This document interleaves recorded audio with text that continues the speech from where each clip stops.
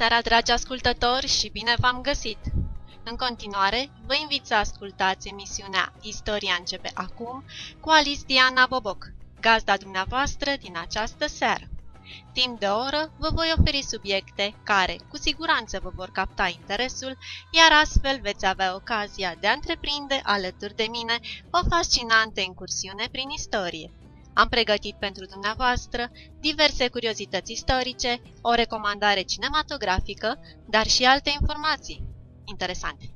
Rămâneți alături de mine pe calea undelor și vă veți convinge!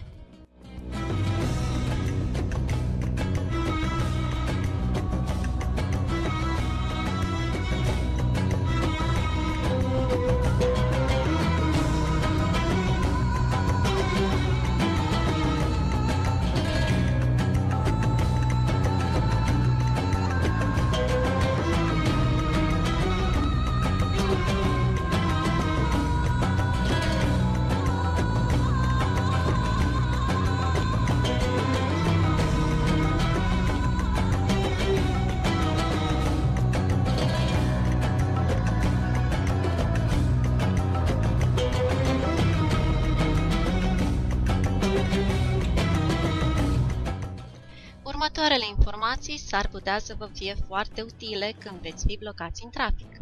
Spre exemplu, v-ați întrebat vreodată de ce audiul din fața dumneavoastră are ca siglă 4 cercuri întrepătrunse? Răspunsul la această întrebare, dar și alte lucruri inedite pe care în mod sigur nu le știți, le puteți afla în continuare.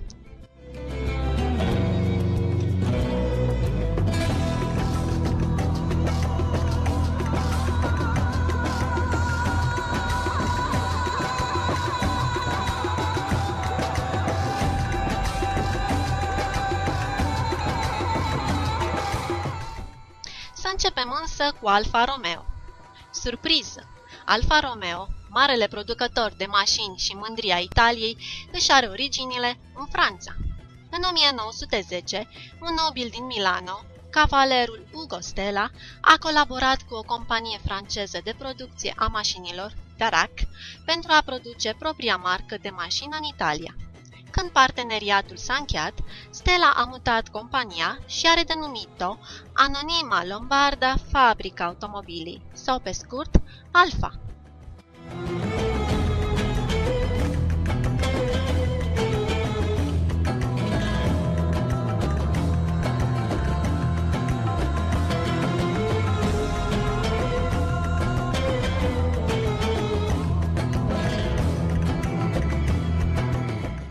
Sigla Alfa Romeo a fost creată în 1910 de către un desenator pe nume Romano Cataneo.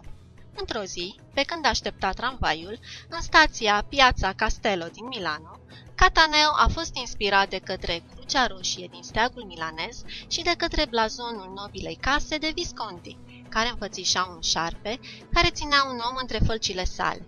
Șarpe ce simboliza dușmanii lui Visconti, care erau tot timpul gata de nimicire. Două noduri ale dinastiei de Savoia despărțeau cuvintele Alfa și Milan. Cea de-a doua parte, cea de Romeo, a apărut în 1916, când Nicola Romeo, un afacerist napolitan, a cumpărat compania și a transformat fabricile în scopul producerii de armament pentru primul război mondial. După război, compania s-a reîntors la producerea de mașini și a preluat ultimul nume al proprietarului, devenind astfel Alfa Romeo.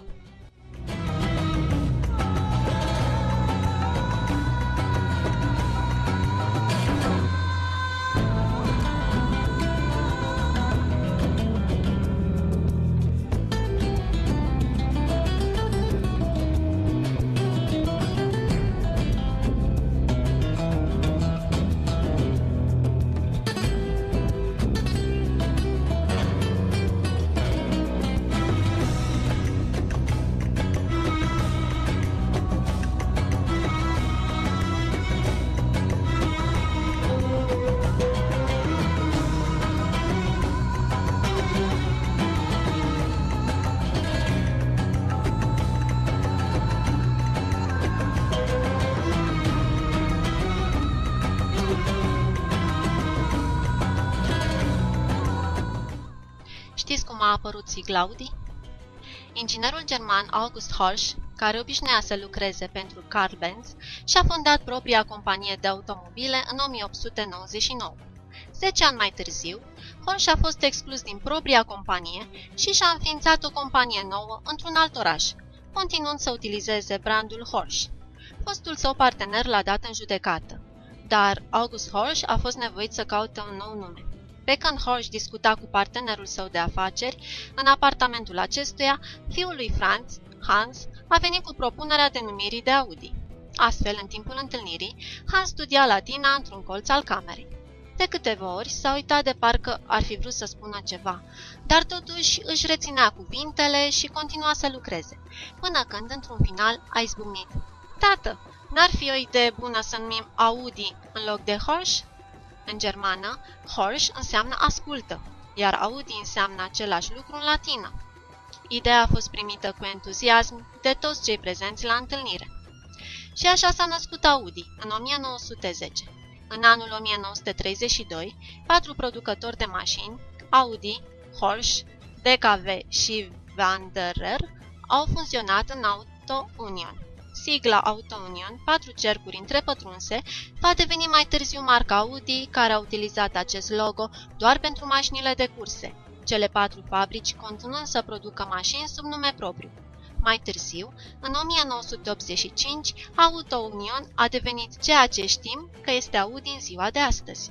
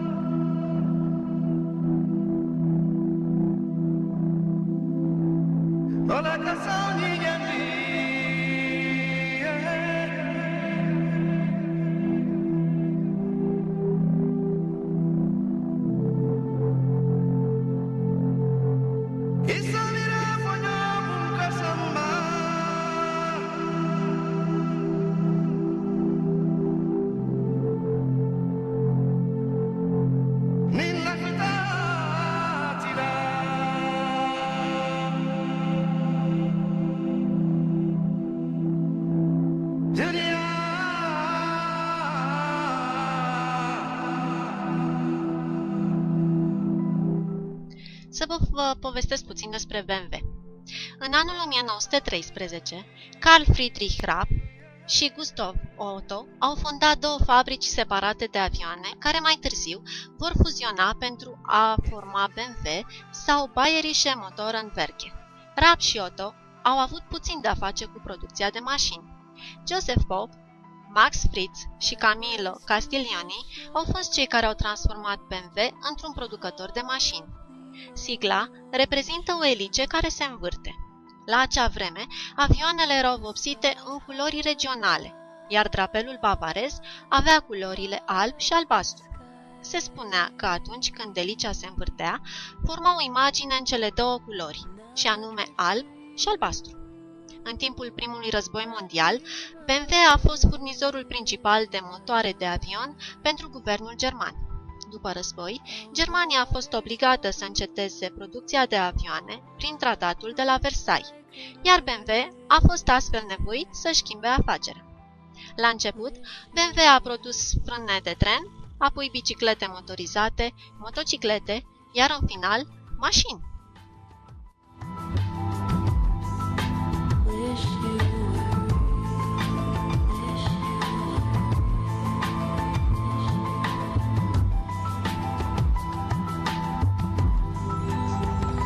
Like the air that I breathe,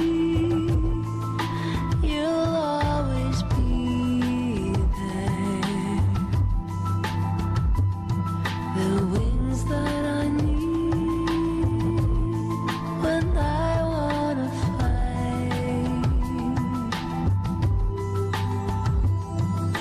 Now I drift to you.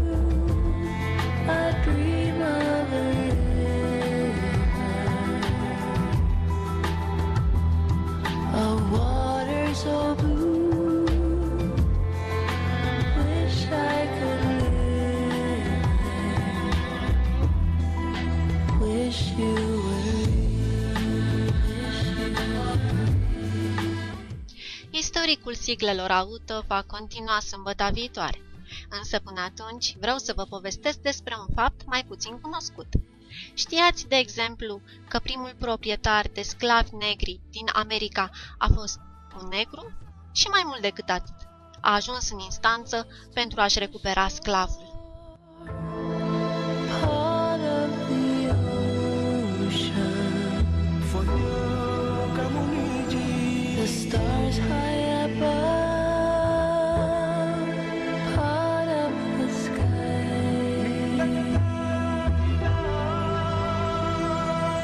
Now I drift to you, I dream of a river,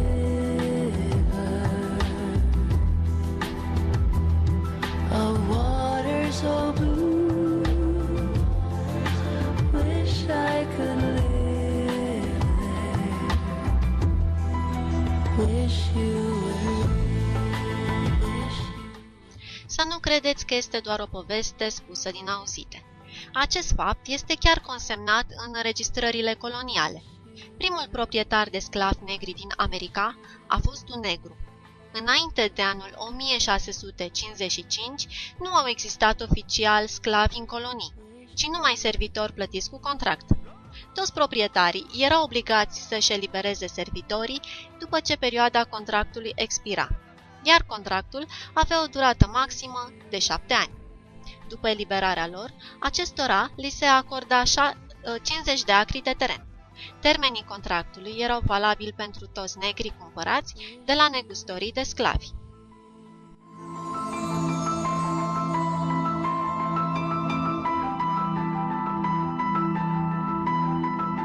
Wish you were.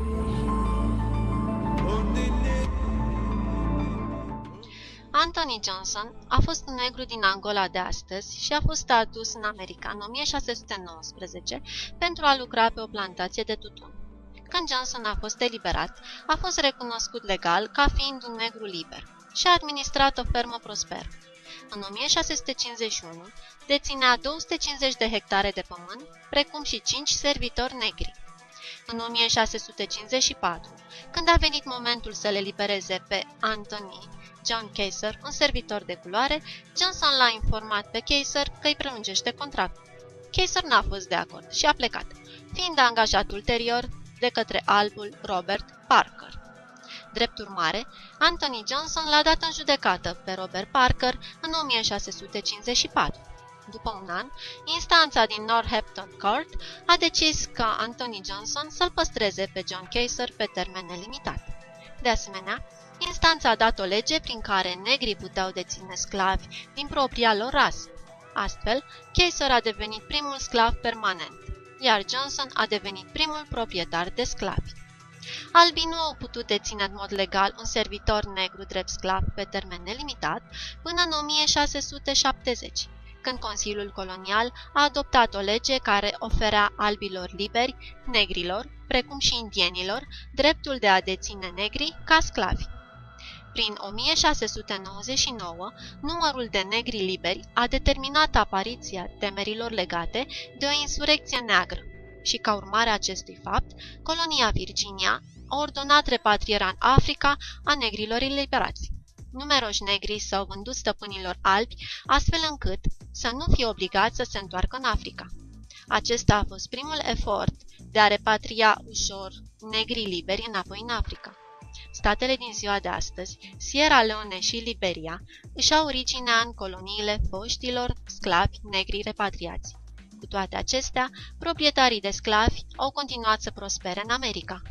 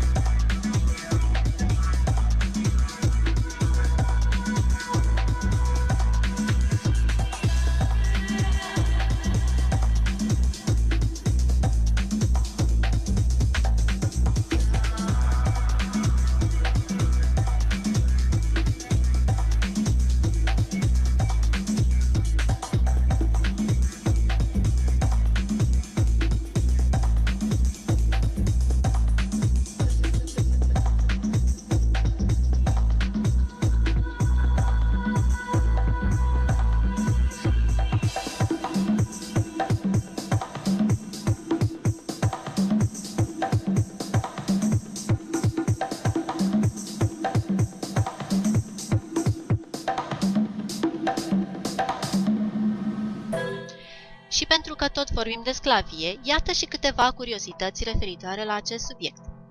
În coloniile americane, primii sclavi au fost albi și nici de cum negri și au fost tratați cu infinit mai multă cruzime decât au fost tratați negri. Încă din secolul al XV-lea, sclavii albi erau importați din Italia, Spania, Egipt și de pe țărmurile Mării Negre.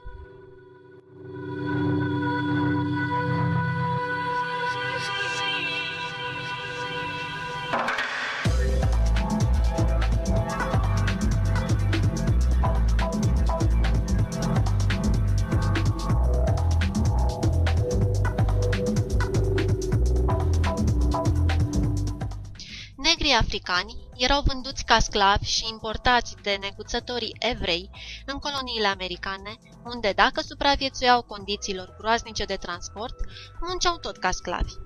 Prețul unui sclav în America în anul 1850 era egal cu suma de $12.000 în prezent. O mare parte din Casa Albă din Washington, sediul președinției americane, a fost ridicată prin folosirea sclavilor. Sclavia nu a fost catalogată drept infracțiune în Regatul Unit al Marii Britanii până pe data de 6 aprilie 2010. Iar tendința spre sclavie poate fi observată și în lumea animalelor. Cercetătorii susțin că există unele specii de furnici care recurg la folosirea altor specii drept sclavi.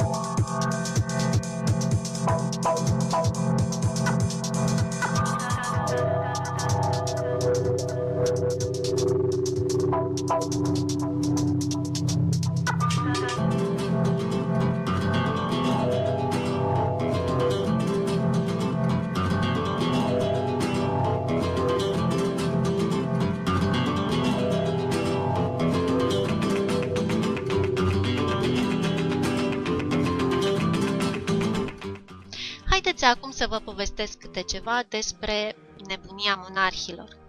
Nebunia a fost întotdeauna o boală care n-a ținut cont de averea sau rangul nimănui. De la oameni săraci la regi, ea n-a iertat pe nimeni niciodată.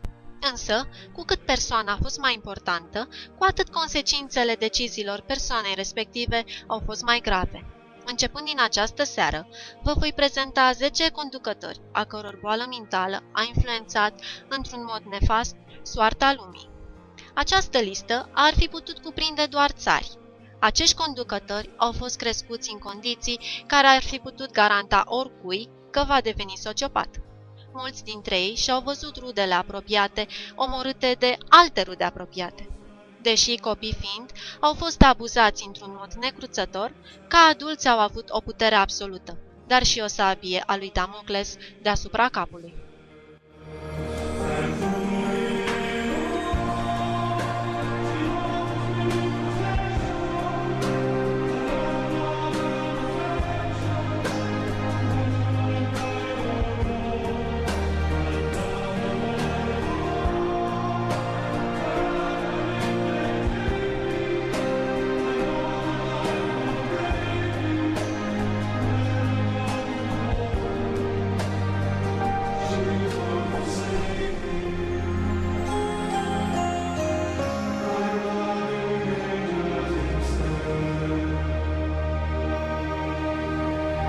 When I'm feeling weak and my pain walks down a one-way street, pe listă în această seară, despre care vă voi vorbi, este Ivan cel Groaznic, predecesorul romanovilor. Ivan a fost fiul mult așteptat al marelui cneaz al Moscovei, Vasili. S-a născut la 25 august 1530, când tatăl său avea 51 de ani.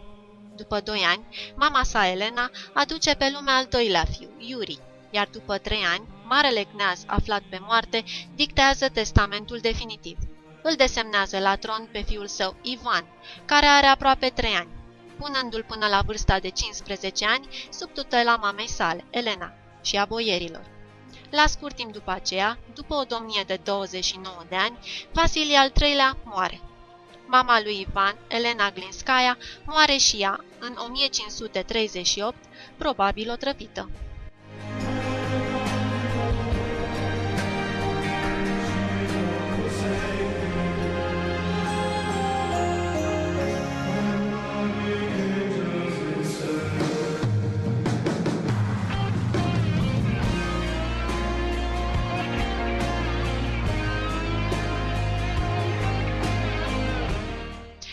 Urmează pentru tron lupte crâncene între boieri, care au fost însoțite de acte de o cruzime deosebită. Rămas orfan, în fața boierilor care se luptau pentru putere, Ivan se temea pentru viața sa. În timp ce boierii conduceau țara, Ivan și fratele său erau bătuți, înfometați și neglijați.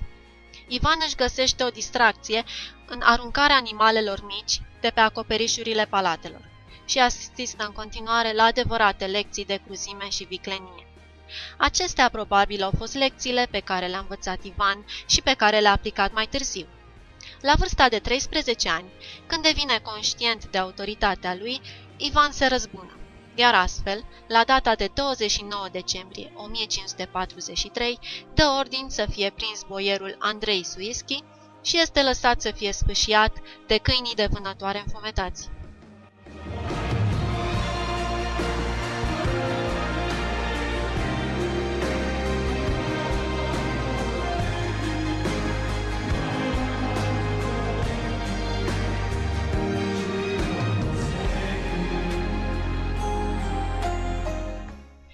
Domnia lui Ivan a fost marcată de o violentă paranoia. Când Ivan a suspectat un nobil că dorește să ia tronul, el l-a îmbrăcat ca pe un rege, l-a așezat pe tron, iar apoi l-a eviscerat. Ivan a înființat o unitate specială de poliție care avea capete de câini agățate de șeile cailor. Cei care făceau parte din această unitate puteau ucide pe oricine, în orice moment, în public.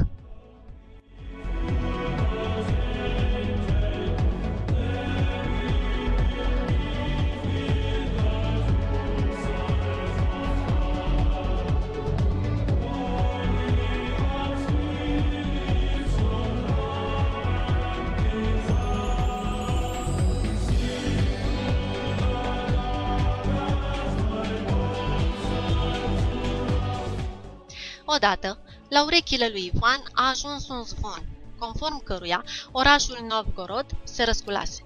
Drept urmare, a ucis fiecare persoană din oraș, iar pe arhiepiscopul orașului l-a cusut într-o piele de urs și și-a asmuțit câinii asupra lui.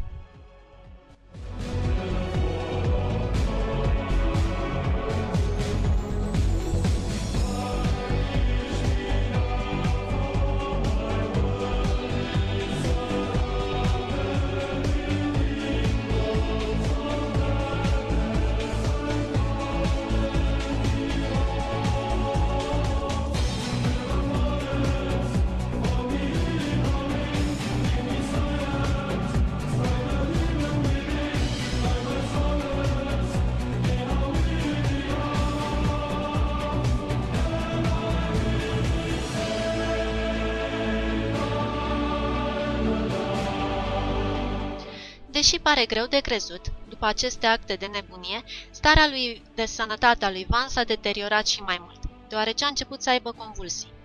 În picturile care le reprezintă, este descris ca având nasul și fruntea proeminente. Acesta este probabil modul, să zicem, blând, prin care artiștii au redat calusurile pe care Ivan și le-a format de-a lungul timpului, prin lovituri cu capul de podeaua de piatră în fața icoanelor. Ivan avea și convulsii provocate de furie. În timpul unei crize de nervi, și-a lovit Nora gravidă în stomac, iar această lovitură i-a provocat tinerei avortul spontan. Furios, fiul său, Țareviciul, un conducător capabil și promițător, a ridicat furios vocea în fața suveranului. Ivan și-a lovit fiul la întâmplare, cu bastonul său cu vârf de fier și l-a rănit mortal. Apoi a fost cuprins de remușcări. Acela a fost momentul care a schimbat istoria.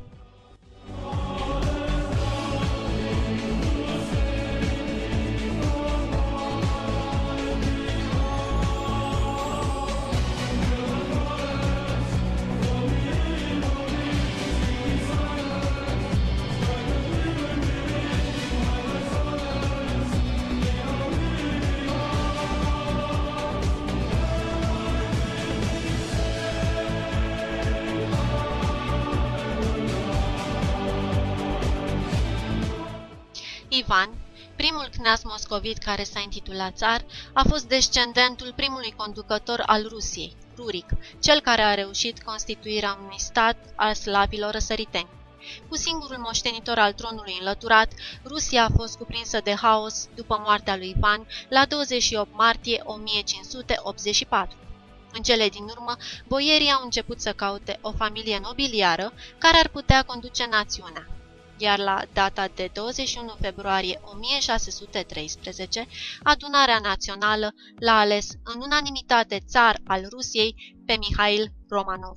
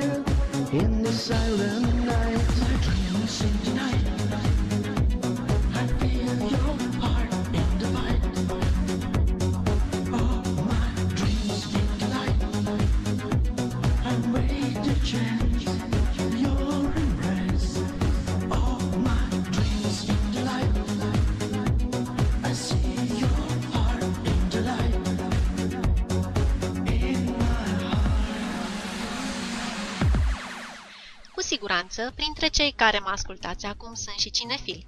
De aceea doresc să vă recomand un film, bineînțeles, istoric. War Horse, calul de luptă. Viața lui Warrior, supranumit calul pe care nemții nu l-au putut ucide, a reprezentat o sursă de inspirație pentru regizorul Steven Spielberg, al cărui film, War Horse, a câștigat aprecierea criticilor și a fost nominalizat la Oscar. Get your wings from the lonely shadow. Get ready for endless flight. Fears around my blue moonlight. Relight my fire in the silent night. My dreams in the night. I feel your heart in the fight. Oh, my dreams in the light. I'm ready to change. Filmul, care s-a bazat pe romanul scris de Michael Morpurgo în 1982, este unul dintre cele mai renumite filme de acest gen și spune povestea lui Joy, un cal care ia parte la primul război mondial. Filmul prezintă strânsa prietenie dintre un băiat pe nume Albert și Joy, calul său.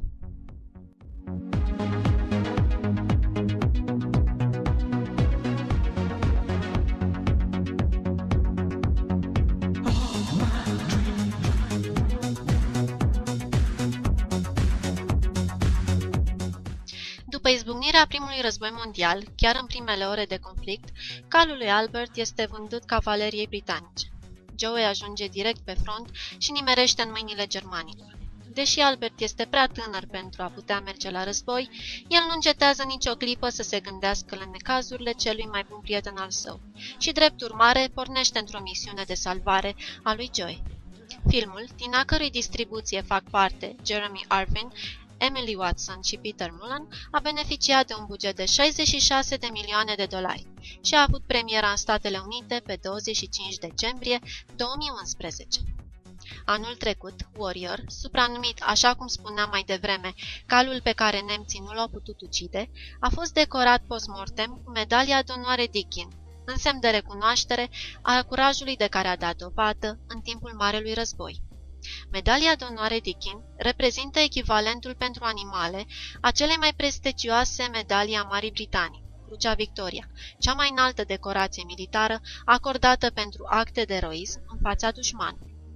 Ceremonia oferirii medaliei s-a desfășurat în cadrul Muzeului Imperial al Războiului din Londra, cu ocazia împlinirii a 100 de ani de când Warrior și-a început activitatea militară în cadrul Primului Război Mondial.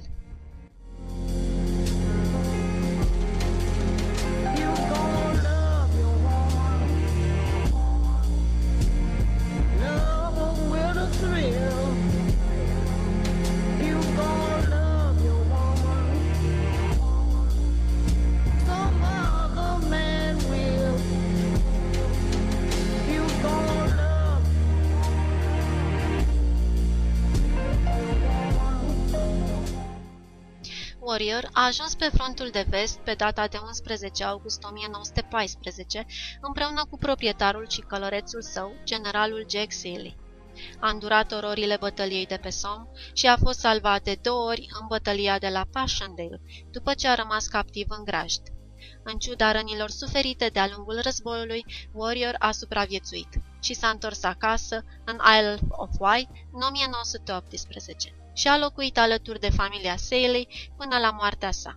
Warrior a trăit 33 de ani. Warrior reprezintă un exemplu extraordinar de rezistență prin contribuția pe care și-a adus-o în Marele Război, a declarat Steven Spielberg. Faptul că Warrior a primit medalia de onoare Deakin reprezintă un tribut necesar, dar dureros, nu doar pentru aceste animale remarcabile, ci pentru toate animalele care ne-au fost de ajutor.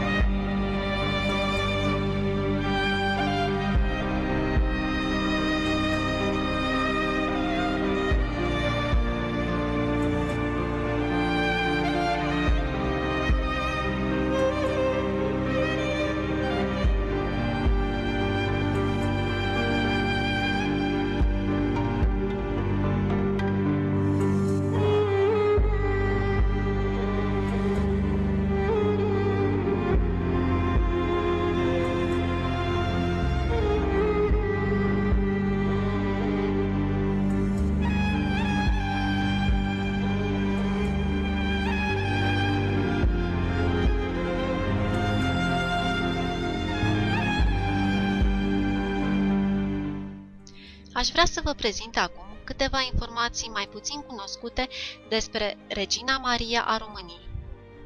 La numai un an de la lansarea primului număr al revistei Time, una dintre cele mai renumite reviste din lume, publicată la New York și fondată în 1923, Regina Maria a României apărea pe coperta acestei reviste, făcând din Regina Maria a României prima regină care a apărut vreodată pe coperta revistei.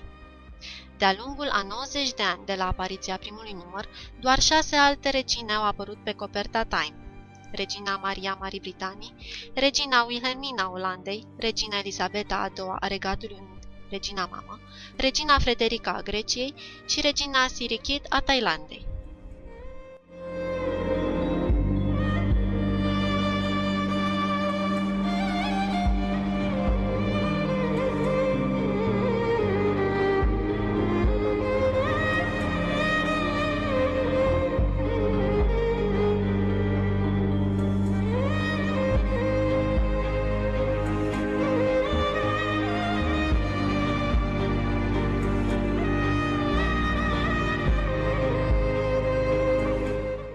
Decorată în Franța cu Legiunea de Onoare și Crucea de Război, membru de onoare al Academiei Române, Regina Maria a fost prima femeie care a devenit membru corespondent al Academiei Franceze de Arte Frumoase.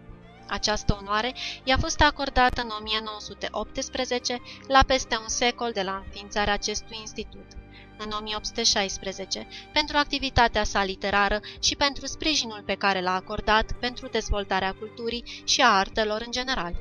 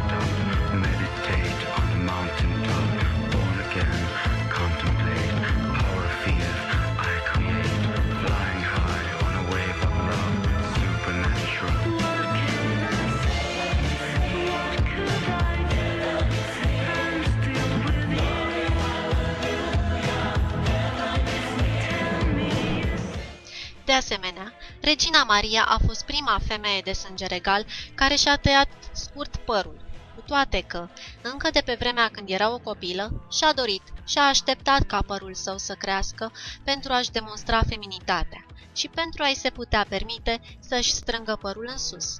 În acele timpuri, înainte de izbucnirea primului război mondial, părul unei femei era aproape echivalent cu propria-i virtute și nu se cădea ca o femeie căsătorită să poarte în public părul lung și desfăcut, ci numai în budoar, când își putea despleti părul lung și senzual numai pentru plăcerea soțului său.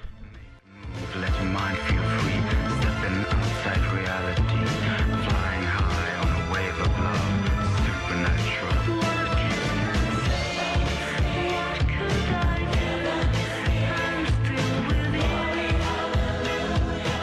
Ca o precizare, această situație urma să se schimbe la începutul secolului al XX-lea. Părul lung, considerat a fi cea mai importantă podoabă a unei femei, a căpătat un nou statut, când, la scurt timp după război, a început moda părului tuns scurt și ondulat, modă considerată extrem de îndrăzneață. Stilul acesta a fost adoptat chiar și la Hollywood de către celebra actriță Mary Pickford.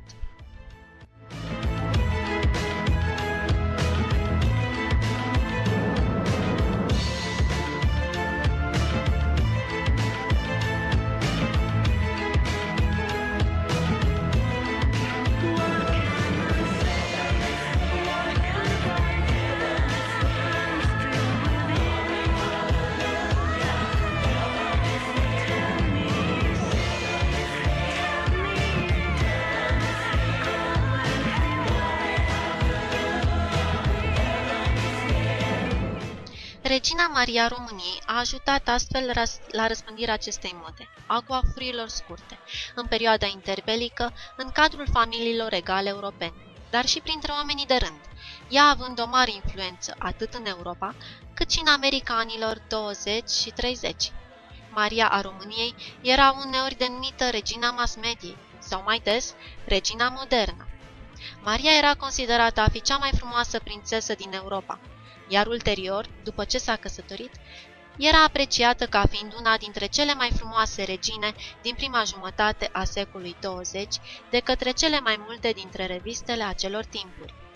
În 1985, revista People scria despre regina Maria. Ea a reprezentat, începând cu primul război mondial și până la moartea sa, cea mai celebră figură regală din lume, prințesa Diana a zilelor sale.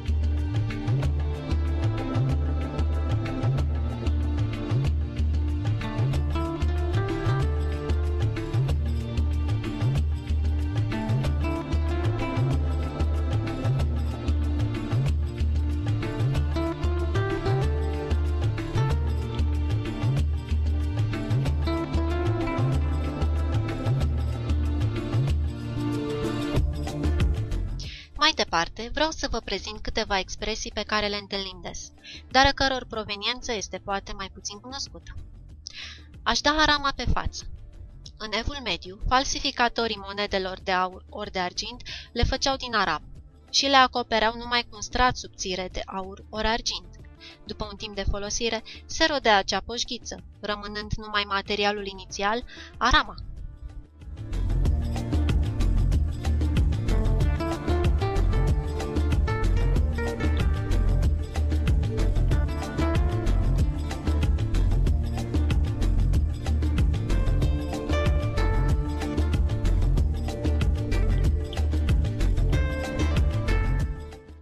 Dacă nu vine muntele la Mahomet, se duce Mahomet la munte.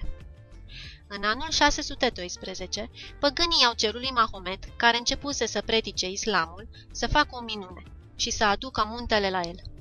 Mohamed a cerut o clipă de răgaz. A început să se roage spre cer, apoi s-a închinat și a zis: Mare este înțelepciunea ta, Allah, dacă ai fi dat ascultare rugii și ai fi urnit muntele, ne-ai fi omorât pe toți. Trebuie să mă duc eu la munte pentru a nu muri acești păgâni.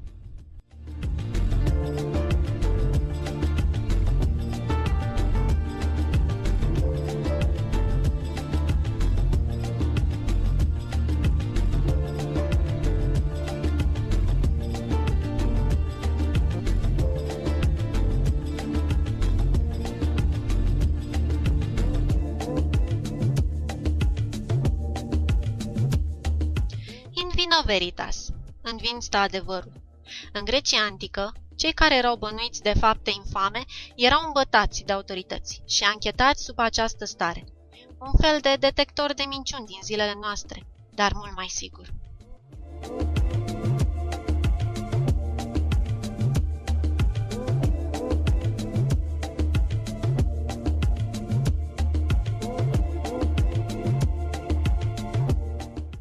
Știți de unde provine expresia luna de miere? În Babilon, în prima lună de după nuntă, tatăl miresei trebuia să-i ofere ginerelui atâta mied cât putea să bea acesta. Pentru că băutura alcoolică era cu miere, s-a inventat expresia lună de miere. Motivul pentru care se oferea mied era acela că se credea că acesta este afrodisiac și astfel erau sporite șansele ca tânărul cuplu să aibă copii în cât mai scurt timp.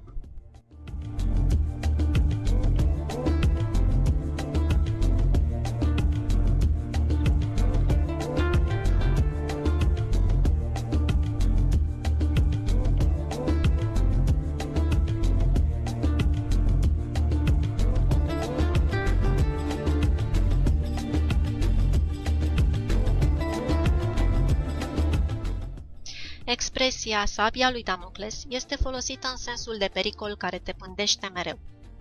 Damocles, curtean al lui Dionisos cel bătrân, tiranul Siracuzei, a fost ca mai toți curtenii, curtenitor și lingușitor. Spunea că nu există mai mare fericire decât să fii tiran. Spre a-i da o lecție, Dionisos, la un ospăț, l-a așezat în locul lui Petron și a poruncit să-i se acorde toate onorurile regești.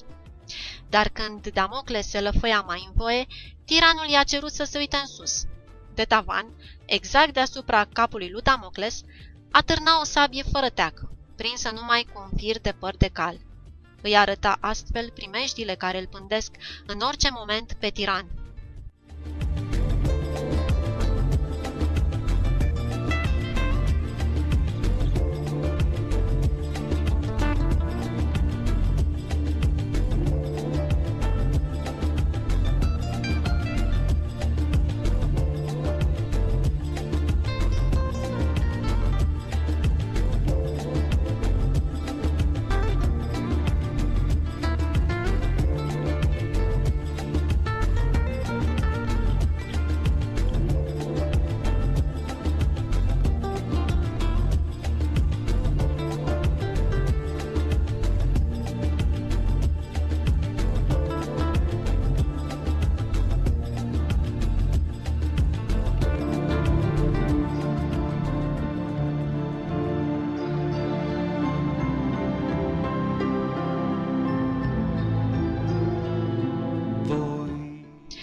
Expresia sânge albastru provine din Spania medievală, când mari aristocrați susțineau că în vinele lor curge sânge albastru, spre deosebire de nobilii din categoriile inferioare care au suferit mezalianțe cu maurii și evrei în timpul ocupației arabe între anii 711 și 1492. Ed il primo spietato amor mio siete per me,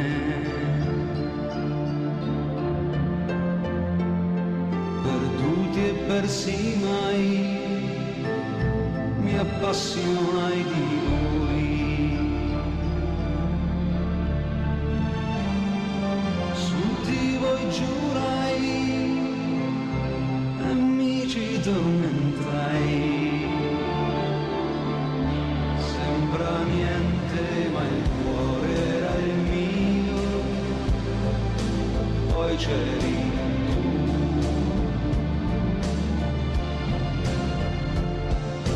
Vento soffiera, la pioggia pioverà,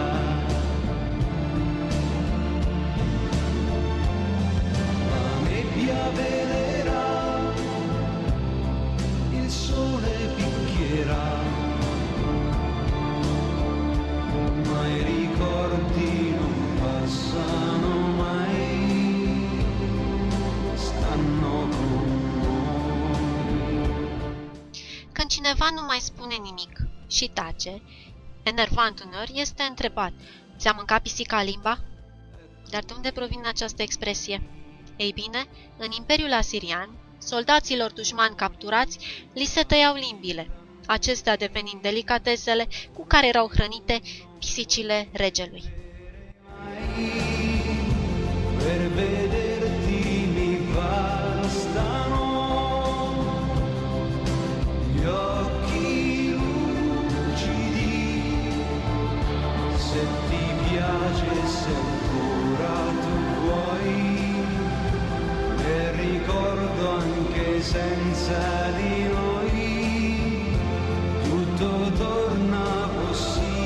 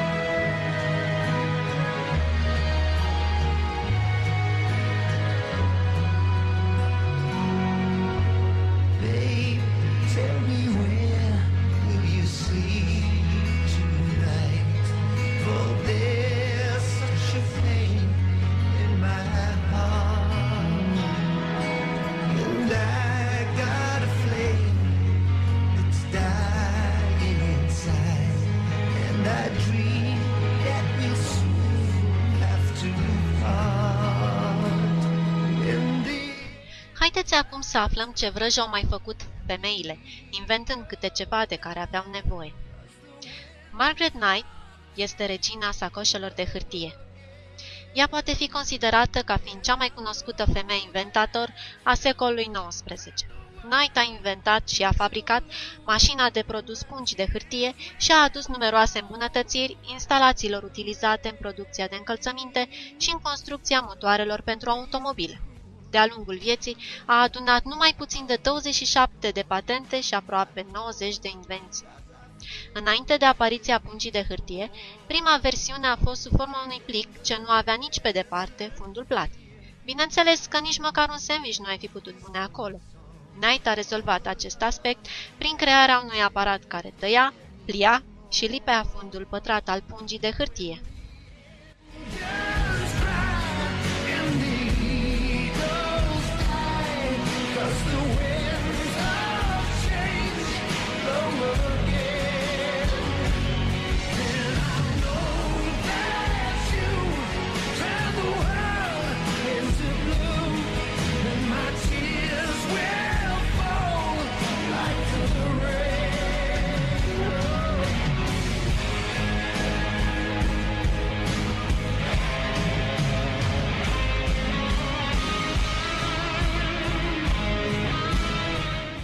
Margaret Knight a câștigat brevetul pentru această invenție în 1871, dar nu fără un proces împotriva unui coleg care i-a furat ideea.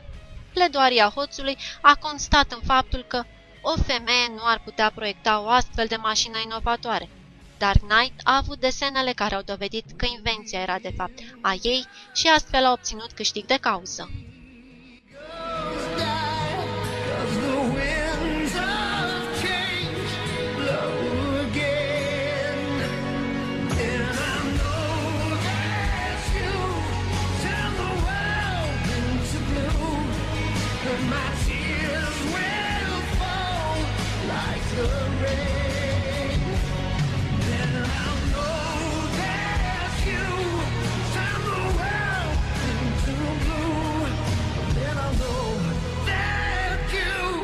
Turn the world into blue, and my tears will fall like the rain. Oh, like the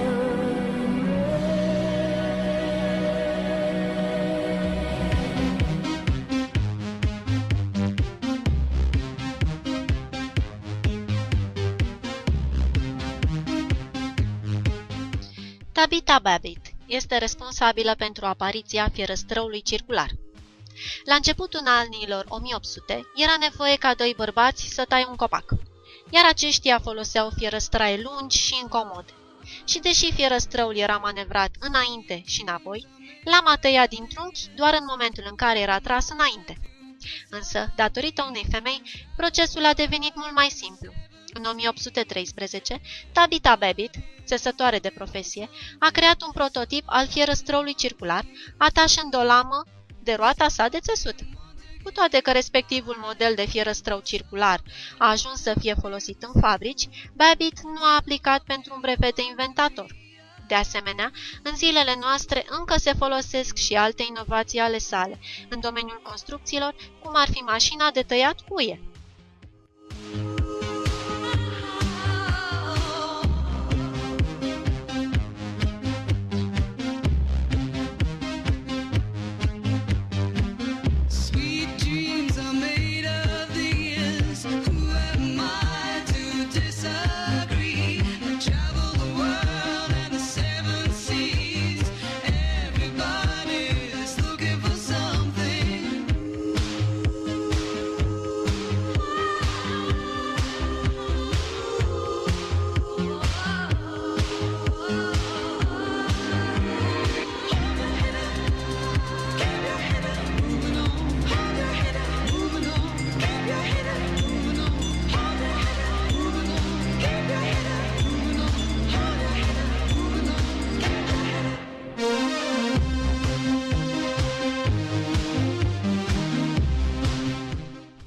Vesta antiglonț a fost inventată tot de o femeie, și anume Stephanie Gbolek. Kevlarul un material rezistent din care se fac vestele antiglonț, a fost inventat de Stefanic Volek în 1963 și a fost introdus pe piață în 1970. Kevlarul este o poliamidă cu proprietăți mecanice deosebite, fiind de 5 ori mai rezistentă decât oțelul, considerat la o greutate egală. Stefanic Volek s-a angajat temporar, cel puțin așa credea ea, la compania DuPont în 1946, înainte să plece să studieze medicină. În 1964, Volek se afla tot acum și lucra în cadrul departamentului de cercetare. Obiectivul său era să transforme polimerii în fibre sintetice, a rezultat o fibră la fel de rezistentă precum oțelul. Materialul a fost denumit Kevlar și din el se fabrică, pe lângă vestele antiglonț, căști și echipamente de protecție, cabluri de suspensie, cauciucuri, plăcuțe de frână, schiuri, etc.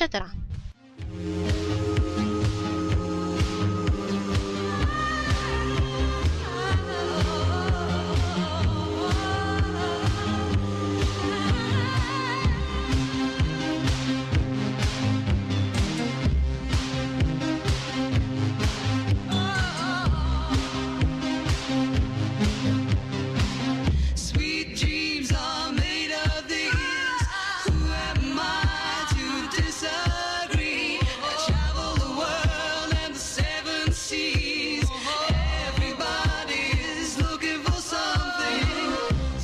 Dragi ascultători, incursiunea prin istorie din această seară a ajuns la final. Vă mulțumesc pentru atenție și vă aștept și sâmbăta viitoare la aceeași oră.